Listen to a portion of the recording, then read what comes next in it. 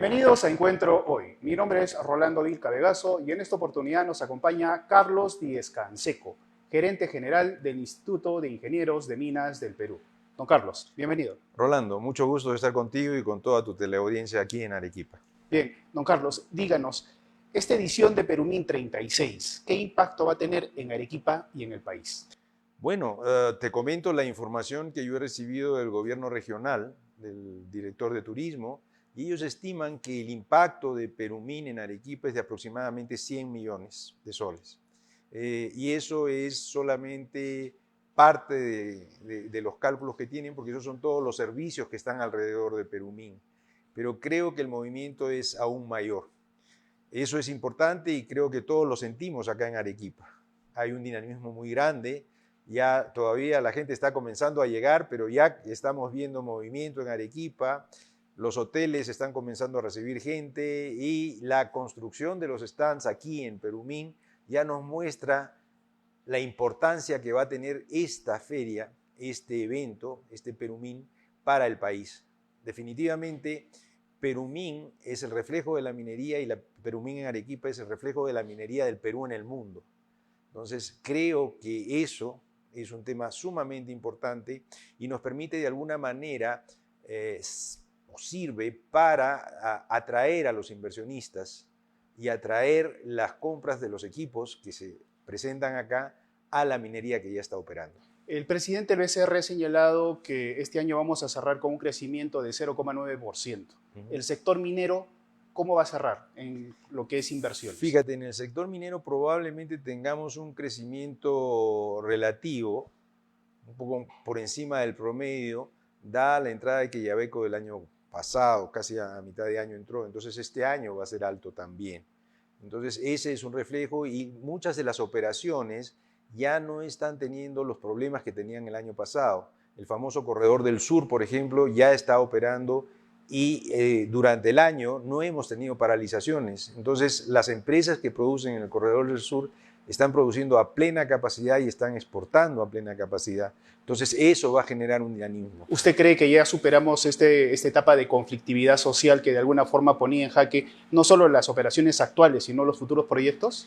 Fíjate, yo creo que cada vez más todos los peruanos nos damos cuenta de la importancia que es producir, trabajar e invertir. O sea, la única forma de salir adelante es mediante el esfuerzo del trabajo que dan las inversiones formales. Entonces, ojalá que las cosas estén cambiando en ese sentido en el que tú mencionas y que cada día podamos tener una producción más grande en el país, porque eso es lo que nos va a permitir salir o romper las brechas de pobreza y las brechas sociales que tenemos en el país. Usted ha dicho que el sector minero va a cerrar con un crecimiento relativo.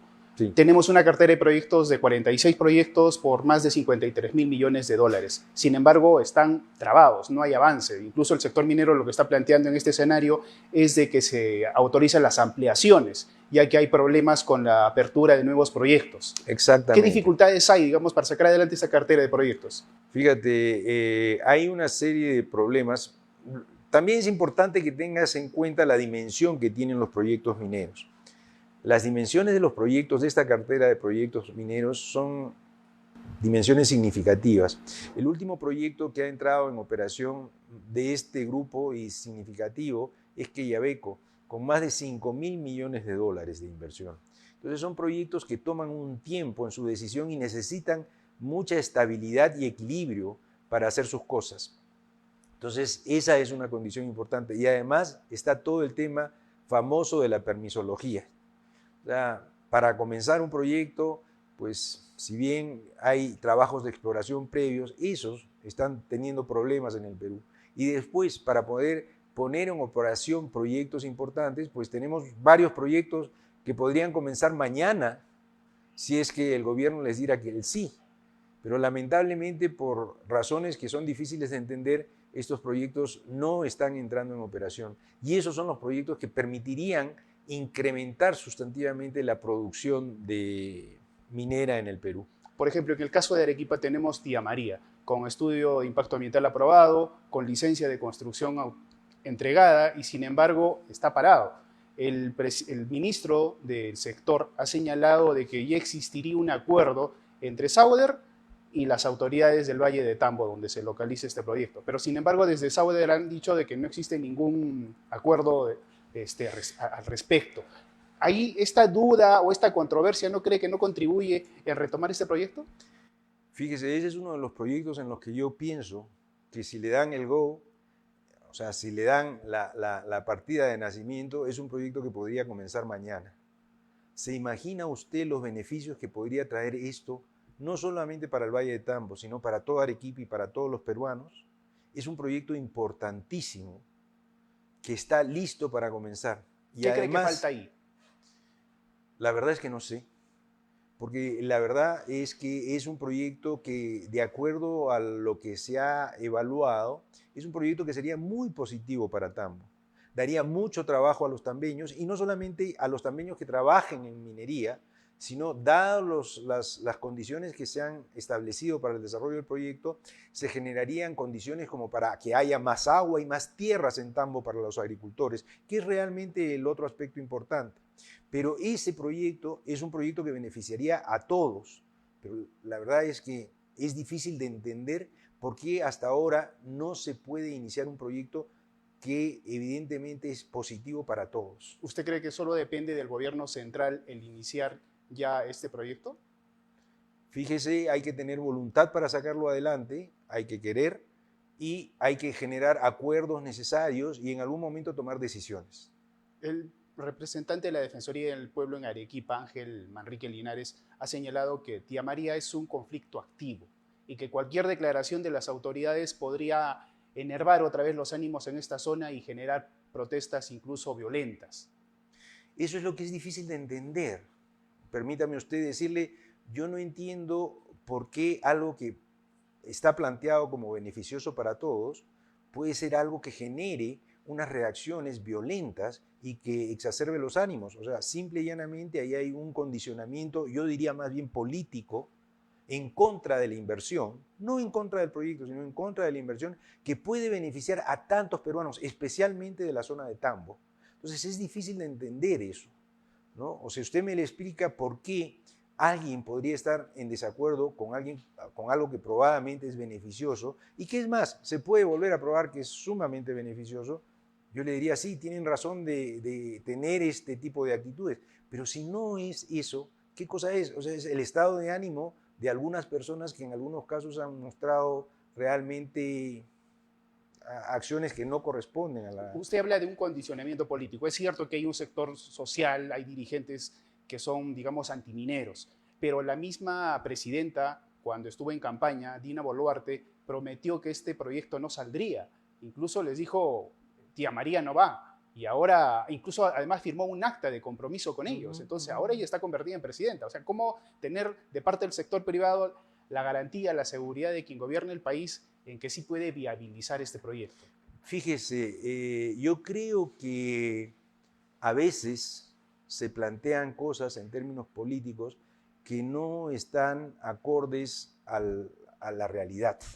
¿Ya? Hay veces, hay gente que declara cosas sin tener un conocimiento completo de la problemática y que a veces declara en el ambiente en el que se desarrollan las cosas.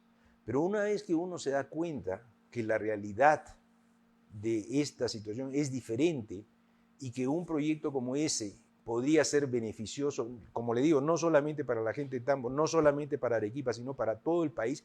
¿Qué es lo que más necesita este país ahora? No sé si usted me necesitaba las cifras del presidente del Banco Central de Reserva antes y me decía, no vamos a crecer más de 1%. ¿Qué significa eso? Que todos los jóvenes que están saliendo ahora no van a encontrar trabajo. Claro, ¿Eso es lo que queremos para el es. Perú?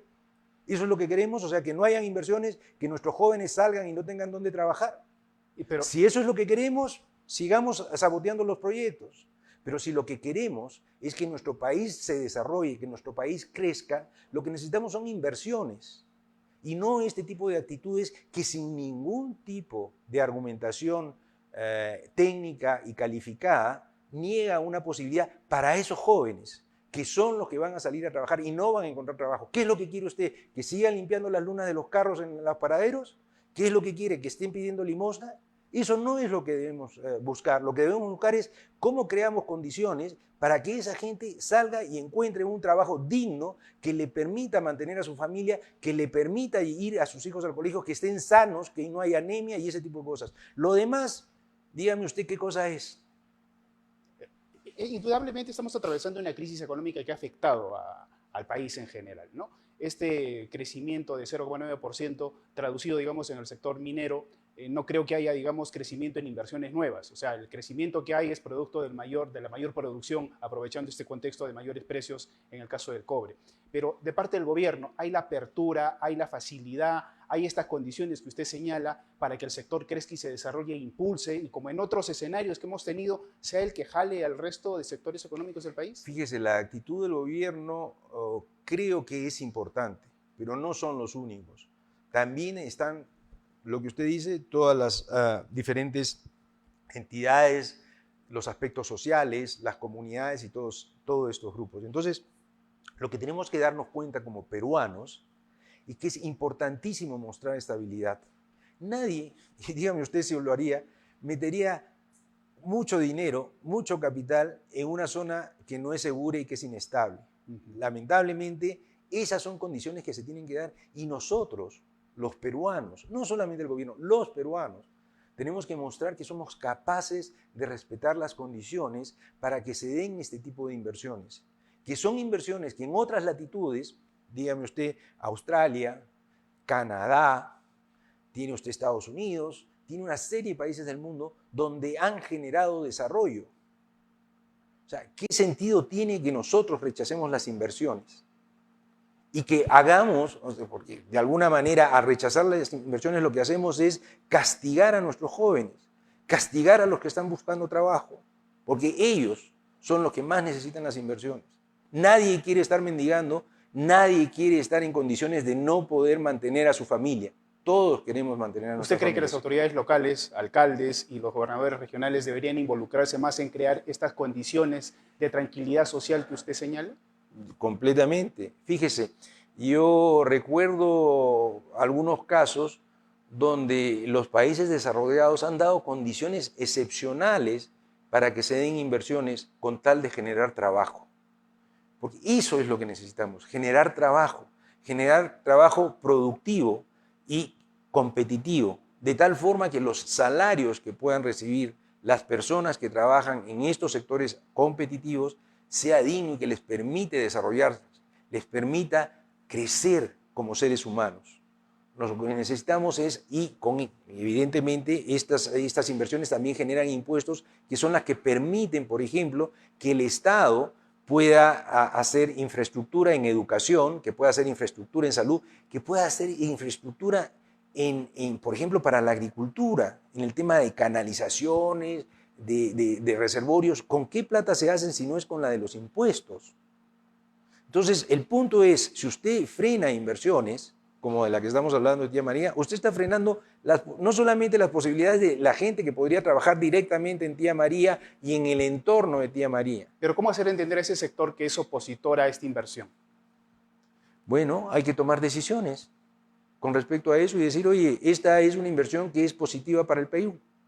Hay que trabajar en base a la evaluación que se haga del proyecto. Y usted mismo me ha dicho, todas las evaluaciones son positivas.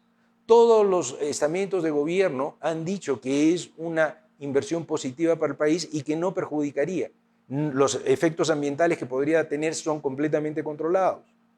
Entonces, ¿cuál es la razón? Dígame usted, ¿cuál es la razón de que este proyecto no vaya para adelante? Claro, es el tema social, ¿no? Es el tema... Yo no diría que es un tema social. Yo diría que es un tema político, que es diferente a un tema social. Por eso, entonces, porque el tema ¿cómo social, superar esta barrera política? Bueno, ahí, para eso están los políticos, pero la cuestión es que tiene que ser clara. Técnicamente, este es un buen proyecto. Entonces, tarea del gobierno. Socialmente también, pero hay un problema con un pequeño grupo que no sé cuán representativo sea, que no está de acuerdo. Y ellos son los que están impidiendo que se generen condiciones para que la gente pueda encontrar trabajos adecuados. El lema de esta edición de Perumín es inversión que genera bienestar y desarrollo sostenible. Y es una tarea harto pendiente, por así decirlo, en nuestro país, ¿no? O sea, hay fuertes inversiones mineras que generan, digamos, ingresos tributarios al país importantes por las exportaciones. Sin embargo, este movimiento económico no se traduce en bienestar en las zonas de influencia. Falta trabajar más en ese lado, ¿no? Recuerdo el año pasado, por ejemplo, en la clausura, el entonces premier Aníbal Torres propuso que el sector minero se involucre más en cerrar las brechas de infraestructura, de salud, de educación, como una forma de generar tal vez esta empatía que falta en este momento. Pero ¿cómo se puede dar un quiebre, un punto de partida ahí y de no retorno para dejar atrás estos conflictos sociales, dejar atrás los reclamos, dejar atrás estas posturas políticas que usted dice que se oponen a veces simplemente por oponer a la minería para no generar condiciones de desarrollo a partir de las inversiones que se puedan dar? Fíjese, lo que usted menciona es un tema sumamente interesante y creo que la minería hace tiempo viene demostrando que contribuye al desarrollo. Si usted se fija, la zona sur del Perú, que abarca Tacna, Moquegua, Arequipa y hasta Ica, es una de las zonas con los índices de desarrollo humano más elevados que hay. Inclusive si usted va al centro del país donde se desarrolló la Cerro de Pasco, los índices de desarrollo son muy elevados con respecto al promedio nacional. Tacna y Moquegua están entre las 3 primeras regiones del país en índices de desarrollo. La pobreza es baja. Entonces, ¿usted a qué cree que se debe eso? Básicamente a inversión minera que ha contribuido al desarrollo. No digo que sea lo único, hay otros elementos, pero que hay una contribución del sector minero al desarrollo de estas regiones del sur, es claro, el que no quiere verlo es porque no quiere verlo, pero es claro y es evidentemente una situación especial, ¿no? Y yo creo, le digo más, cuando estábamos hablando antes, usted me decía, oye, pero esto, alguna vez tuve que negociar con la Federación de Trabajadores Mineros y Metalúrgicos del Perú. Conversamos, dialogamos y hicimos amistad con alguno de las personas que estaba ahí. Y entonces cuando yo le digo, hablando un poco, porque siempre pienso en el futuro y pienso en los jóvenes, yo le decía, oye, ¿y tú qué querrías para tus hijos? ¿Qué buscarías? ¿Qué desearías? Y él me dijo, con mucha simpatía, una chambita en Southern. Y le dije, ¿por qué? ¿Por qué una chambita en Southern? Pagan bien, te dan educación, te dan salud, te ayudan. Es lo mejor, me dijo. Eso te lo dice alguien de la Federación de Trabajadores. Y eso es para que entiendan, o sea, para que conozcamos que las condiciones que genera la minería son condiciones positivas. Ese es un caso. Le doy otro caso interesante. Las empresas comunales. Las empresas comunales son comunidades que se constituyen en empresas. Soy muy amigo de la gente de Rancas. Usted se acordará del tema de Redoble por Rancas, el libro de Escorza. Así es. Yo les he preguntado, oye, ¿y eso? Sí, pues, algún momento tuvimos un lío con Cerro de Pasco, pero hoy día somos proveedores del sector minero. Les damos servicios a los sectores mineros y ellos han hecho una cámara de empresas comunales, más o menos 40. Ellos son unos, hay otros que son más importantes que ellos. Esa estrategia, por ejemplo, que usted plantea, no se puede hacer, por ejemplo, en Tía María, en Zafranal y tal vez en Pampa de Pongos. 3 proyectos importantes en el caso de Arequipa. Déjeme terminar la historia. Ellos han constituido su empresa y dan servicios a la empresa minera. Yo los conocí hace 3 años en un grupo interesante, les iba bien, tienen pleno empleo. Ellos con sus propios recursos, la comunidad genera condiciones buenas porque tienen sus colegios, su posta médica e invierten. Este año conversé con ellos y les dije, oye, pero dame cifras pues, o sea, ¿cómo les va? ¿Sabe cuánto van a vender este año las empresas comunales al sector minero? Díganos. 1.000 millones de soles. Esas empresas, esas comunidades están trabajando directamente con la minería, no son pobres, porque ya conversamos, o sea, ninguno de los, no tienen anemia, no tienen desnutrición. Todas las personas con las que yo hablo de estas comunidades tienen grado universitario. O sea, el nivel de educación de las personas de estas comunidades es alto. Saben negociar, negocian bien. Por eso, ese modelo, ¿por qué no se replica en otras zonas del país? Porque lo tienen que querer. Ellos están viniendo a Perumín, por ejemplo, Y ya son empresarios interesados, interesantes, técnicamente avanzados, competitivos. Ahora, legalmente tal vez falta un mecanismo, un instrumento legal que viabilice eso. Ninguno. Ellos están constituidos como empresas comunales. Más bien, lo que ellos se quejan es que, por ejemplo, no pueden trabajar con el Estado. Inclusive algunos de ellos son alcaldes y no pueden contratar a las empresas comunales. Porque el Estado les exige, cuando son entidades de gobierno, que sean empresas comerciales. Y ellas son empresas comunales. Fíjese usted el absurdo. O sea, las empresas mineras sí pueden trabajar con ellos, pero el Estado no puede, pese a que son evidentemente unidades que muestran un gran desarrollo. Y pregúnteles cuando vengan, oye, ¿cómo les está yendo a ustedes? Ojo, nuevamente le digo, tienen pleno empleo, reciben utilidades todos los comuneros, subcontratan más gente para que trabaje para ellos y son sumamente competitivos. Entonces sería decisión de las poblaciones cercanas Evidentemente. al Valle de Tambo, por ejemplo, a Castilla, Caylloma, en el caso de Zafranal, para que se replique este modelo. Ya lo están haciendo en otros sitios y les está yendo muy bien. Ellos mismos, los comuneros mismos, están yendo a diferentes sitios a decirles, oigan, la forma de relacionarse con el sector minero es de trabajar con el sector. Maximizar los beneficios que ellos nos pueden dar, porque las empresas mineras en este momento están muy preocupadas en el desarrollo de sus territorios, porque saben que si hay conflicto es un tema problemático, entonces ellas mismas están buscando que se dé esta situación. Es más, le digo, justamente acabo de recibir una noticia hoy día, no solamente están viniendo comuneros de diferentes partes del Perú, están viniendo comuneros de Canadá, porque son amigos y conversan, y saben que trabajar de esta forma es beneficioso para su población.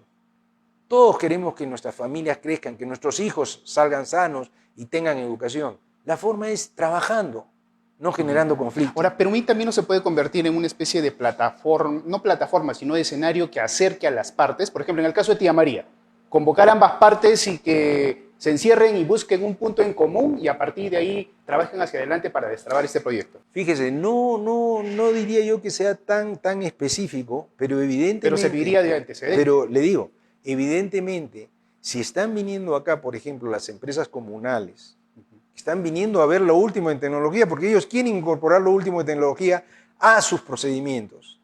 Evidentemente, o sea que lo ideal sería que los diferentes grupos vengan y conversen. Y no solamente en Perumín, sino está el instituto, hay una serie de instituciones que pueden buscar el acercamiento, pero el Estado también tiene que participar en esto, ¿no? Pero el tema es muy importante el diálogo, pero no solamente el diálogo, hay que tomar decisiones, no te puedes pasar dialogando 20 años, 30 años. Usted me decía una cartera de 50.000 millones de dólares. ¿Hace cuánto tiempo que estamos hablando de esa cartera? Dígame usted, ¿20 años, 25 años? Y vamos a seguir pensando que tenemos esta cartera, que somos ricos, que somos así, y no podemos concretar los proyectos, o nos demoramos mucho en participar en estos proyectos. Hoy por hoy ya está saliendo en la noticia que los africanos están comenzando a crecer más que nosotros. En ese contexto, ¿qué tan importante es la presencia de la presidenta en Perumín? Importantísima, porque muestra que el Estado peruano está involucrado en el tema. Tenemos que dar el mensaje de que el Perú está interesado en el tema. Vienen los principales inversionistas del mundo. Entonces, yo no entiendo tampoco esto de que algunas personas digan, oye, yo no quiero que venga la presidenta. Oye, no es que, o sea, yo no voté por ella, pero es la presidenta del Perú, nos representa a todos los peruanos y eso dice la ley. O sea, es la presidencia. Si es el presidente, si es el ministro, si es una autoridad elegida, eso me parece medio irracional a veces de esta gente que dice, no, oye, ¿somos un país democrático? No, esta persona fue elegida como vicepresidenta y ahora es la presidenta. ¿Cuál es el tema? O sea, si no te gusta, no la aceptas. No, es la presidenta del Perú. Y eso hay que reconocerlo. En el tema de la conflictividad social, ¿usted evidencia una estrategia clara de parte del gobierno de Dina Boluarte para ya superar esto, lo que usted decía, ¿no? Estos problemas en el corredor minero ahora están en stand-by, porque es siempre, digamos, se puede suscitar algunos hechos que puedan generar nuevos capítulos de violencia. Sí, pues, pero es que hay gente violenta, ¿no? Esta gente, por ejemplo, que le digo, oye, yo no quiero conversar con ella porque no me gusta. Y además, si viene, voy a tirar piedras. ¿Usted cree que quién busca la violencia? O sea, hay gente que es especialista de alguna manera en crear estas situaciones que son difíciles. Hay que buscar y hay que conversar. Claro, por eso, ¿el gobierno está haciendo su tarea? Espero que sí le esté haciendo. Yo no estoy tan al tanto de lo que están haciendo. El problema se está agravando y hay que ver qué cosa están haciendo. Pero manejar un país no es una cosa fácil. O sea, y hay gente que es bastante intemperante con respecto a algunas cosas, ¿no? Pero hay que ayudar. Lo que tenemos que hacer todos es ayudar a que salgan las cosas. No solamente hacer críticas y decir, oye, esto es así o esto es así. Hay que ayudar a que las cosas salgan bien. De repente yo no voté por el señor Castillo ni por Dina Boluarte. Pero si están ahí, hay que ayudar. Porque si nos hundimos todos. Y si salimos adelante, salimos todos. El país también atraviesa un escenario complicado por el tema del cambio climático y la presencia del fenómeno del Niño. Esto también de alguna forma podría agudizar la disponibilidad hídrica, ¿no? Y esto podría avivar otra vez enfrentamientos entre las poblaciones, las comunidades y el sector minero que necesitan justamente de este recurso tan vital. ¿Qué cree que se puede hacer allí para hacer más llevadero el problema y cómo el sector minero podría involucrarse en resolver, digamos, este problema? Ese es un tema que se va a tratar en Perumín, el tema del cambio climático, y en el sector minero lo estamos tomando muy en serio. Porque el planteamiento que usted hace es del sur. O sea, hay problemas, no va a haber agua. En el norte la preocupación es que va a haber exceso de agua. Entonces yo creo que esto hay que tratarlo con especialistas y hay que tratar de lograr que los efectos o sean mínimos o inclusive podamos hacerlos positivos. ¿Ok? Pero le digo, ese es un tema que se va a tratar en Perumín, es un tema que preocupa mucho a las empresas y yo no diría, como usted plantea, que es porque usamos mucha agua. Si usted ve, concretamente en el caso arequipeño, buena parte del agua que usan los arequipeños es gracias a que Cerro Verde ha hecho un trabajo importante con el río Chili. Y el agua que usan los agricultores es ahora una agua que puede ser usada para regadío. Entonces, yo creo que contrariamente a lo que muchas veces se habla de que la minería puede quitar agua, yo creo que es al revés, de un buen tiempo a esta parte. La minería contribuye generando agua para los diferentes territorios. Es decir, ahora el sector minero, como parte de este involucramiento en este problema, en este escenario, podría participar con inversiones, por ejemplo, para atender los efectos del fenómeno del Niño. Definitivamente lo que están haciendo las empresas mineras es trabajando con los gobiernos nacionales y subnacionales para que ellos, con los recursos con los que cuentan, porque cuentan con ingentes recursos, puedan trabajar más adecuadamente.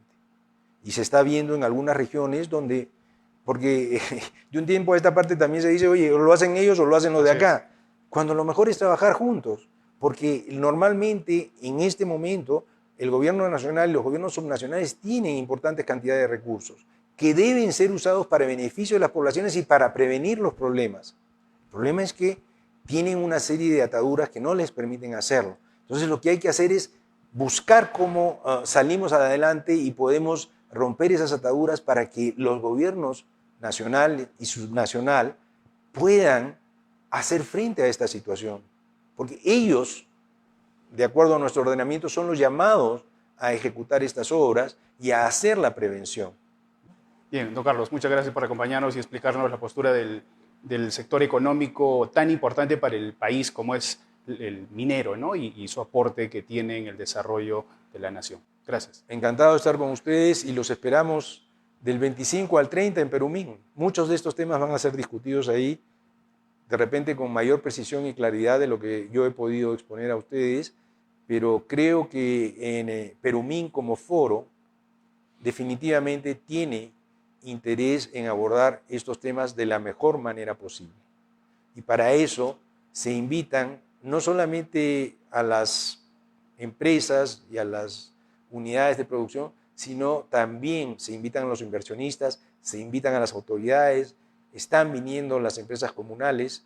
Entonces hay toda una dinámica acá que de alguna manera puede contribuir para que este tipo de situaciones se esclarezcan y puedan resolverse para beneficio de todos los peruanos, no de un grupo, sino de todos los peruanos. Bien, gracias. Con nosotros estuvo Carlos Díez Canseco, gerente general del Instituto de Ingenieros de Minas del Perú. Nosotros volvemos la siguiente semana con otra edición de Encuentro Hoy. No dejen de seguirnos a través de nuestro portal web de encuentro.p. Hasta la próxima.